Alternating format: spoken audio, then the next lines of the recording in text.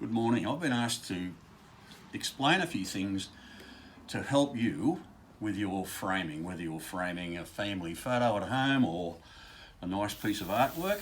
And there are alternatives. You don't have to go to a picture framer if you can't afford it, but I'd like just to run into the first thing I think you need to know about with a cheap frame like this one here. You might pay $15 or $18 or even $20 for something like this at the cheap shop, and the same thing off a framer could be 3 times the money.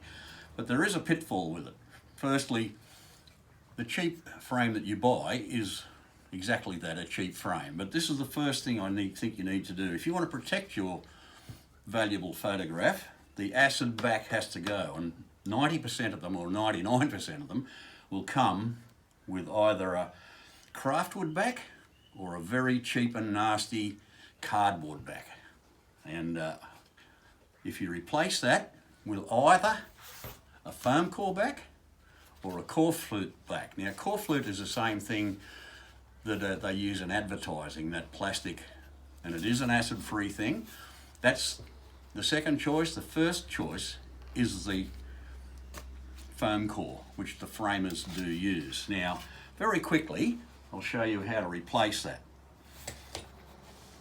If you just take the frame and mark above where those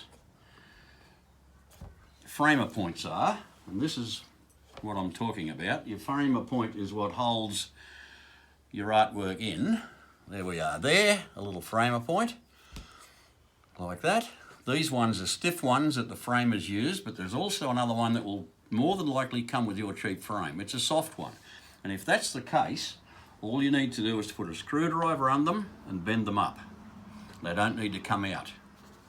Then you replace that foam core, that craft wood that's in there, with your choice here.